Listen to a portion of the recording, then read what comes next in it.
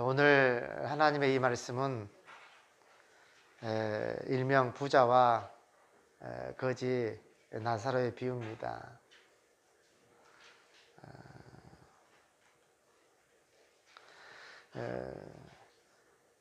이번 주 어느 부분을 설교해야 될까 고민이 많았습니다. 왜냐하면 이번 주 묵상했던 말씀들이 우리들이 너무나 익히 잘 알고 있는 말씀들이라서 고민을 많이 했습니다.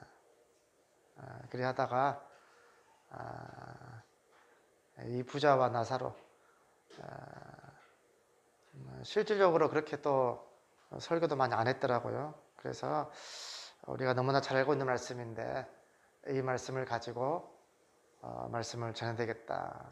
또 말씀을 준비하면서 정말 쉽지 않음을 깨달았습니다. 그리고 저도 또 많이 은혜를 받았습니다. 성경에서 천국에 대한 이야기를 많이 했을까요? 아니면 지옥에 대한 이야기를 많이 했을까요? 당연히 제가 물어본 이유를 아시겠죠? 지옥에 관한 이야기를 많이 했습니다. 그런데 찾아보니까 신약 성경에서만 지옥 또는 이 지옥과 관련된 언급이 무려 160개 이상이라고 합니다. 제가 깜짝 놀랐습니다. 정말 깜놀입니다. 그리고 이 가운데 주님께서 언급한 부분이 70개 구절입니다.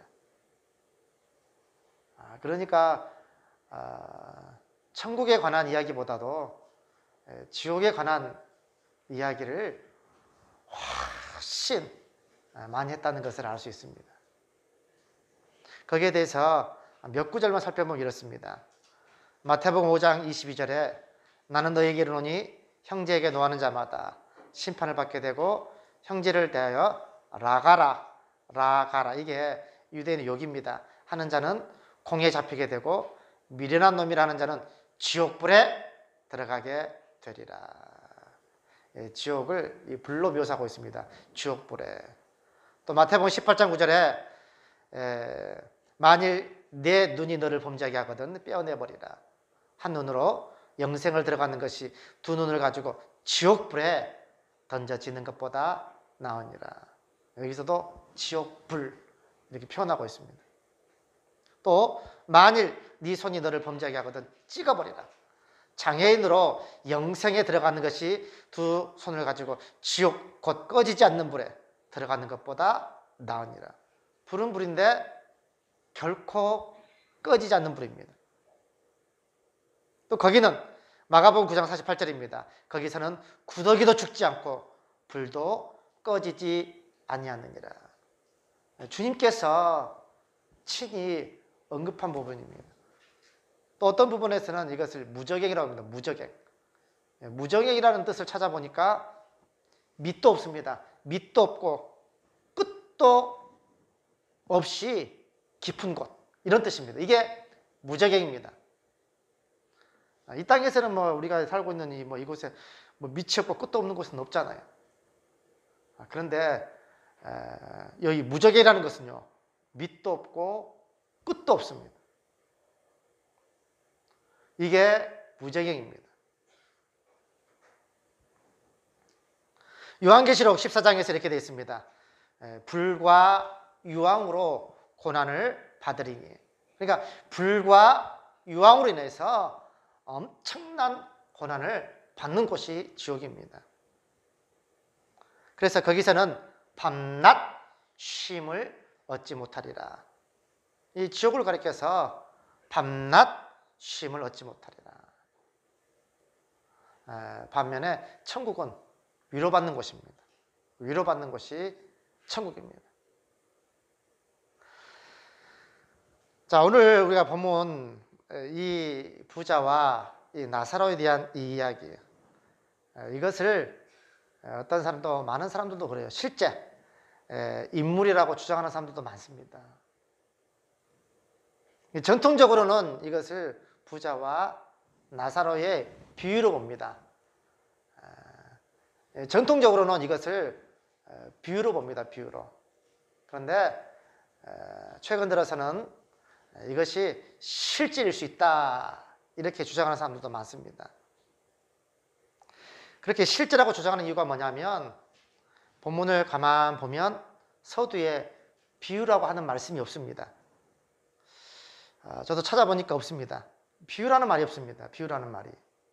그리고 두 번째는 뭐냐면 비유에서는 일반적으로 구체적인 이름을 말하지 않는데 여기서는 나사로라 하는 이름이 등장합니다. 그래서 실제 인물일 수 있다. 그것도 실제적인, 이제 더 나아가서요, 지옥이 이렇게 그럴 수도 있다. 이렇게 주장하시는 분들도 많이 있는데 저는 전통적인 주장을 따르고 싶습니다. 저는 지금까지 전통적으로 이것은 비유라. 그래서 저는 비유로 봅니다. 여기에 구체적인 이름이 나사로라는 인물이 나오고요. 그리고 그냥 부자는 이름이 없습니다. 한 부자 이름이 기록되지 않습니다. 그래서 어떤 신학자는 그 이유를 나사로는 생명책에 기록되어 있기 때문에 이름이 그래서 나사로 그 부자는 생명책에 기록되지 않았기 때문이다 이렇게 주장하는 사람도 있는데 그거는 모르겠습니다. 저는 그냥 비유이기 때문에 그렇게 한 것이다 라고 생각됩니다. 자, 먼저 이 비유는 어떤 사람인가 보겠습니다. 아니, 이 부자는 죄송합니다. 이 부자는 어떤 사람인가 보겠습니다. 19절 보니까 어떤 부자가 있습니다. 한 부자가 있어 자색 옷과 고운 베옷을 입고 날마다 호화롭게 즐기더라. 여기서 자색 옷이라고 하는 것은 당시 왕과 귀족들이 입었던 값비싼 고급 겉옷입니다. 이 자색 옷은 값비싼 고급 겉옷입니다. 또 여기 고운 베옷, 이것은 애굽산의 세마포로 만든 귀한 속옷입니다. 그러니까 겉에도 또 속옷도 굉장히 비싼 옷을 입고 있는 어떤 한 부자입니다. 당시에 이 옷이 얼마나 비쌌는지 기록에 의하면 이렇게 됐습니다. 금으로 그 무게를 환산하면 만약에 옷의 무게와 금의 무게가 이렇게 같다면 옷의 가격이 2배나 비쌀 정도였습니다. 그러니까 얼마나 비싼지 보통 사람들은 엄두도 내지 못할 정도입니다. 그러한 비싼 옷을 입고 있습니다. 저도 그래서 호기심이 발동해서 한번 이 속옷 이것이 비싼 것은 얼마나 되는가. 전에 제가 언뜻 볼 때 뭐 1,000만 원 이렇게 되는 것도 있다. 그래서 그거 생각하고 한번 인터넷 뒤져봤더니 아니 무려 속옷이 무슨 300몇 억이 되더라고요. 아니 무슨 속옷이 300몇 억인가 보니까 야사시한 옷을 입고 이게 하고 차는데 거기에 그냥 막 그 보석이 박혀 있고요. 그래가지고 만들었더라고요. 이야 무슨 속옷이 300몇 억이나. 그냥 그것은 한번 보여주기 위한 그런 속옷이겠구나 싶습니다. 전에 제가 한번 인터넷에 봤을 때 그때 1,000만 원 가격이었는데 무슨 속옷이 이렇게 비쌀까 이런 생각이 있었습니다. 어쨌든지 간에 이 부자가 자색 옷과 고운 베옷을 입고 그뿐만 아닙니다. 날마다 호화롭게 즐기더라 이렇게 되어 있습니다. 이 부자가 매일 잔치를 벌일 정도로 부유했습니다. 그리고 그것을 마음껏 즐기는 삶을 살았습니다. 그런데 이 사람이 어디 갔습니까? 천국에 갔습니까? 지옥에 갔습니까? 지옥에 갔습니다. 그러니까 부자라고 천국에 들어가는 것이 아닙니다. 돈이 많다고 천국에 들어가는 건 아닙니다. 오히려 지옥에 들어갈 가능성이 더 많습니다. 제가 볼 때는. 두 번째, 이 부자에 대해서 혈통적으로 분명히 아브라함의 후손입니다. 20절에 보니까 아버지 아브라함이요. 물론 이 아버지 뜻은 조상이라는 뜻입니다. 여기서는 조상 아브라함이요.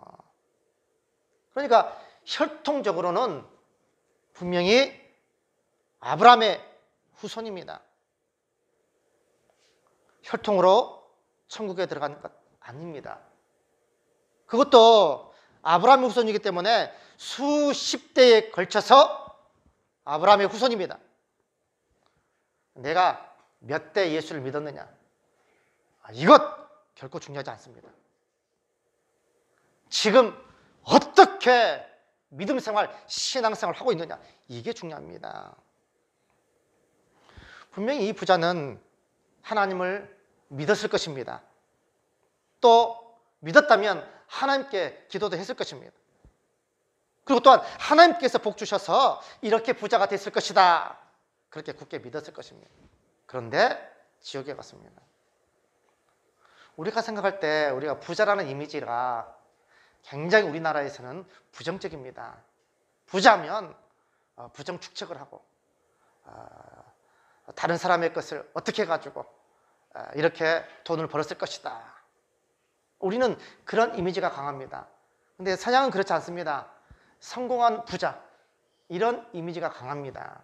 여기서는 부정적인 이미지가 아닙니다. 사실 성공한 부자 이렇게 생각하시면 됩니다.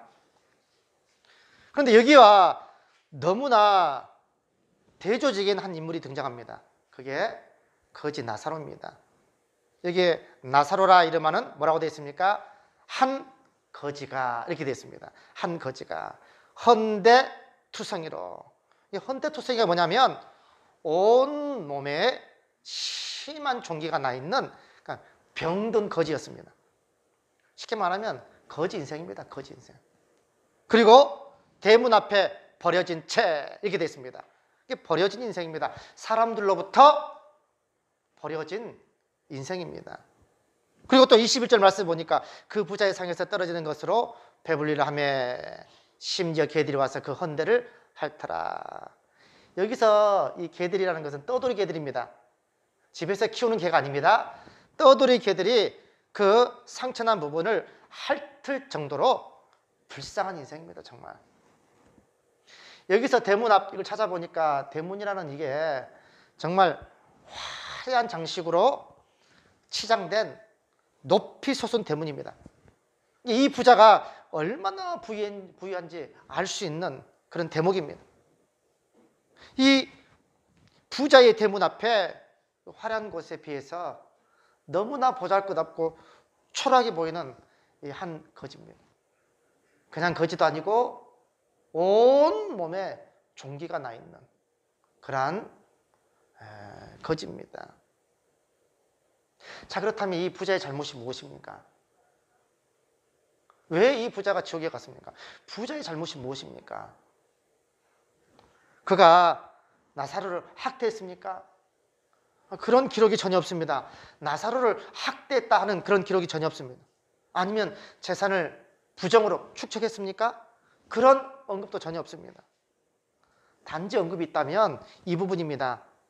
25절입니다. 단지 딱 한 곳 언급이 25절이에요. 아브라함이 이르되 예, 너는 살았을 때 좋은 것을 받았고 나사로는 고난을 받았으니 이것을 기억하라. 이제 그는 여기서 위로를 받고 너는 괴로움을 받느니라. 그래서 천국과 지옥은요, 괴로움을 받는 곳, 위로를 받는 곳, 그런 차이입니다. 그런데 이게 위로가 100% 위로예요. 그냥 위로가 아닙니다. 100% 온전한 위로를 받는 것입니다. 그래서 요한계시록에서는 두 눈에서 눈물을 닦아주시는데 다시는 애통하는 것이나 곡하는 것이나 아픈 것이 있지 않는, 그러니까 영원한 기쁨과 즐거움이 있는, 영원한 안식이 있는 그러한 위로받는 곳이 천국입니다. 반면에 지옥은 괴로움을 받는 곳입니다. 그런데 여기서 우리가 주목해 보겠습니다. 너는 살았을 때 좋은 것을 받았고, 이 부분입니다. 좋은 것을 받았고, 이 부분입니다. 이 부분을 집중해 보셔야 됩니다. 여기에 표준 세 버전은 어떻게 되냐면 너는 온갖 복을 다 누렸지만 마음껏 다 누렸다, 이런 뜻입니다. 표준 세 번에서 이렇게 되어 있습니다. 너는 온갖 복을 다 누렸지만 마음껏 다 누렸다. 그러니까 이 모든 것을 자기를 위해서 누렸다는 겁니다. 그가 했다는 게 뭐냐면 이 모든 복을 자기를 위해서 마음껏 누렸다는 겁니다.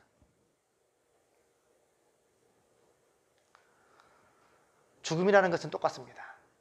부자에게든 가난한 사람에게든 죽음은 다 똑같습니다. 하나님께서 한번 정하신 인생은요, 그 누구도 거역할 수 없습니다. 너희는 흙이니 흙으로 돌아갈지니라. 하나님께서 명한 이 말씀을 거역할 인생은 아무도 없습니다. 또한 히브리서 9장에 있는 말씀처럼 한 번 죽는 것은 사람에게 정해져 있는 겁니다. 그것은 누구나다.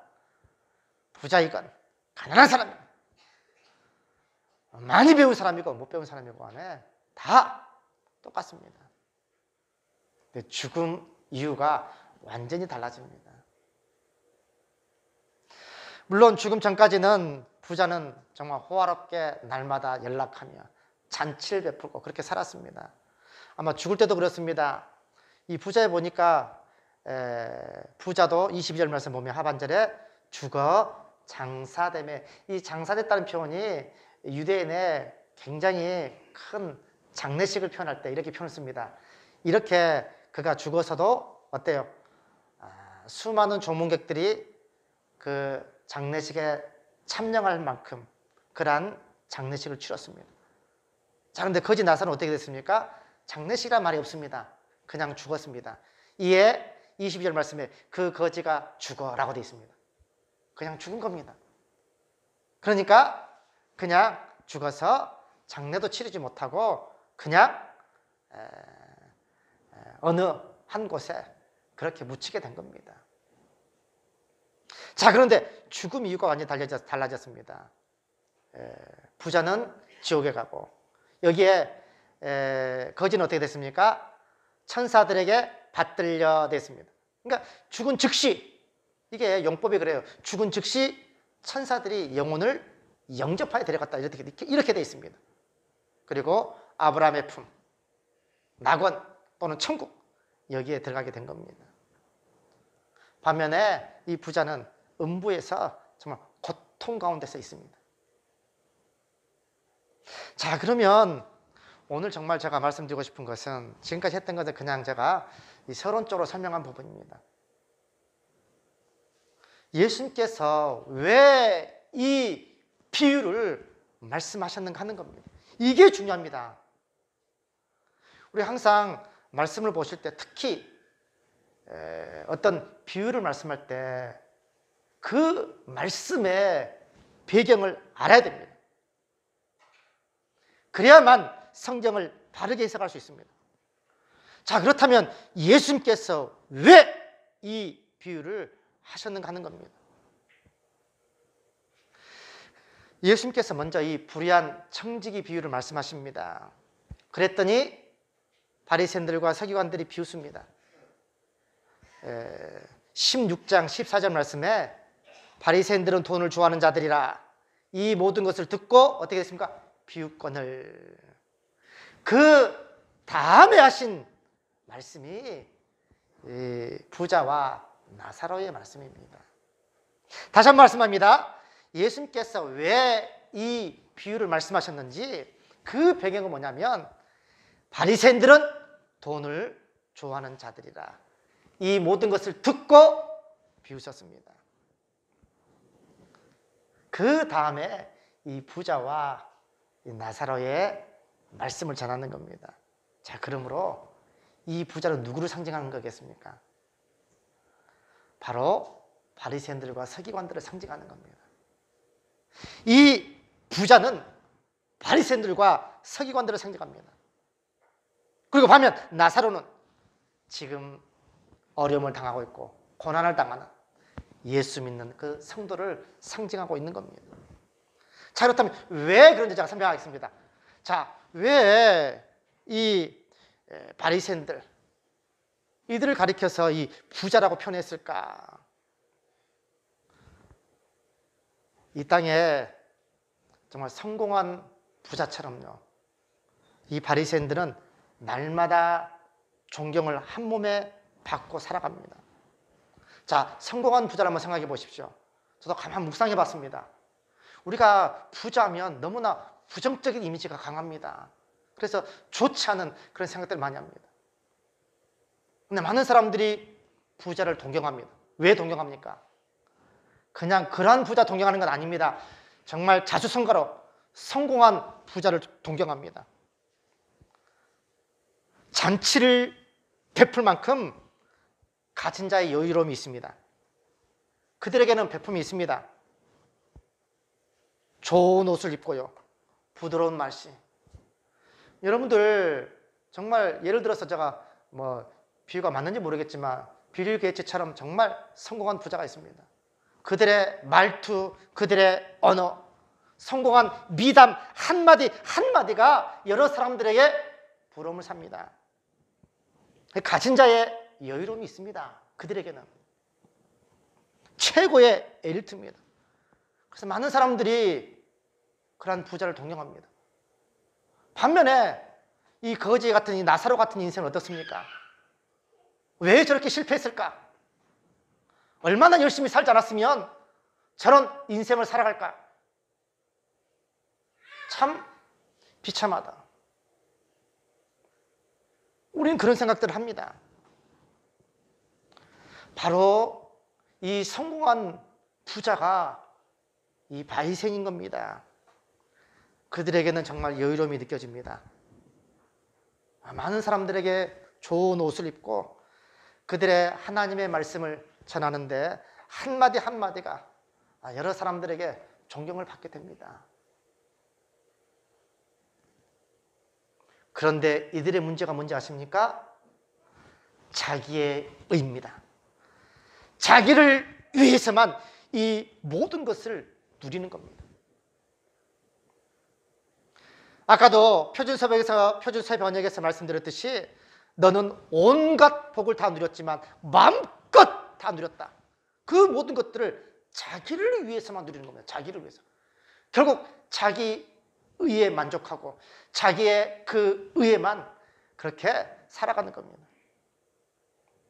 이것이 그들의 가장 큰 문제였던 겁니다. 반면에 이 거지를 보십시오. 나사로를 보십시오. 세상에서 완전한 실패한 인생입니다. 정말 건강까지도 다 잃어버렸습니다. 누가 이 사람을 세상에서 성공했다고 말하겠습니까? 누가 이 거지 나사로를 성공한 인생이라고 말하겠습니까? 그는 철저하게 실패한 인생입니다. 세상에서 그가 할 수 있는 정말 아무것도 없습니다. 건강도 다 있는 것 모든 것 다 잃어버리고 건강까지도 잃어버리고 할 수 있는 것은 그가 할 수 있는 것은 아무것도 없습니다. 그때서 비로소 하늘을 본 겁니다. 자기가 이 땅에서는 아무것도 할 수 없기에 그때서 비로소 하늘을 바라본 겁니다. 예수 믿는 사람들은요, 그런 사람들입니다. 모든 것 버려야만, 모든 것 버려야만 주님을 따를 수 있습니다. 이 거지 나사로를 보십시오. 철저하게 실패한 인생입니다. 만약에 이게 실제 얘기했다면 그럴 수도 있겠다 생각은 들긴 듭니다. 예수의 소문을 듣고요. 예수의 소문을 듣고 만약에 실제 얘기했다면 그가 예수의 소문을 듣고 하늘을 바라보고 예수를 바라봤을 겁니다. 그는 아무것도 할 수 없기에 천국을 동경하는 겁니다. 자기의 의가 아닙니다. 바로 주님의 의였던 겁니다. 천국은 이런 사람이 들어갑니다. 믿음의 주여, 또 온전하게 하신 인 예수만 바라보는 인생, 그 인생이 복된 인생인 겁니다. 아무리 이 땅에서 거지 같은 삶을 살아도요, 철저히 실패한 인생을 살아도 주님을 바라본다면 그 인생은 주님 보시기에 성공한 인생입니다. 그래서 천국 가는 겁니다. 성공한 부자로 지옥에 가시겠습니까? 아니면 이와 같이 나사로와 같은 그런 인생을 살아도 저 하늘을 바라보는 그러한 인생을 사시겠습니까? 마지막으로 제가 깨달은 건 그렇습니다. 마지막으로 이 부자가 얼마나 고통스러웠는지 나사로를 시켜서 손가락 끝에 물을 찍어서 내 혀를 서늘하게 해 주십시오. 불꽃 가운데서 괴로워 죽겠습니다. 얼마나 괴로웠으면 이 손 한번 찍어가지고 혀 끝에 대면 시원해질 것 같습니다. 얼마나 괴로웠으면 그랬을까요? 그냥 물 하나 찍어가지고 혀만 끝털이만 대어도 정말 시원하고 내가 살 것 같습니다. 그러나 이 둘 사이에 큰 구렁텅이가 놓여 있습니다. 그래서 옹호할 수 없다고 합니다. 그러면서 이 마지막으로 그러죠. 그러면 내 아버지요, 나사로를 내 아버지 집에 보내주십시오. 내 형제 5이 있습니다. 그래서 이 고통받는 곳에 제발 오지 않게 해주십시오. 그러니까 뭐라고 얘기합니까? 그렇지 아니하다. 만일 죽은 자에게서 그들에게 가는 자가 있으면 죽은 자가 살아난다 할지라도 고난을 받지 아니하리라. 저는 이 부분이 굉장히 의미가 있습니다. 이 부자가 그러죠. 그렇지 않습니다. 만일 죽은 자가 살아난다면 그들에게 가는 자가 있으면 내 형제들이 회개할 것입니다. 할 때 마지막 31절의 결론입니다. 이르되 모세와 선지자들에게 듣지 아니하면 비록 죽은 자 가운데서 살아난 자가 있을지라도 어때요? 고난을 받지 아니하리라 하였다 하시니라. 저는 이 말씀이 예수님의 그 죽으심과 부활을 염두에 둔 말씀이라고 저는 생각됩니다. 비록 죽은 자 가운데서 살아난 자가 있다 할지라도요, 듣지 않게 될 겁니다. 나중에 그랬습니다. 예수님께서 십자가에서 죽으시고 부활하셨음에도 불구하고 많은 사람들이 고난을 받지 않습니다. 지금도 그렇습니다. 사랑하는 성도 여러분, 오늘 이 본문의 말씀을 가만히 묵상하면서 과연 우리는 무엇을 동경합니까? 말로는 천국을 동경한다면서 실제로는 이러한 성공한 부자를 동경하는 것은 아닙니까? 세상에서 성공하기 위해서 아둥바둥, 그래서 가진 자의 그 여름을 갖고자 그렇게 아둥바둥 사는 것은 아닙니까? 우리는 성공한 부자를 동경하는 사람들이 아닙니다. 이 땅에서 고난은 받지만 저 천국을 바라보는 사람들입니다. 사랑하는 성도 여러분, 세상 것에 환상을 갖지 마십시오. 세상 것은요, 잠깐이면 다 없어질 것들입니다. 여기에 소망을 두지 마십시오. 우리는 영원한 것에 소망을 두는 정말 그러한 우리 믿음의 모든 성도님들 되시기를 간절히 부탁을 드립니다.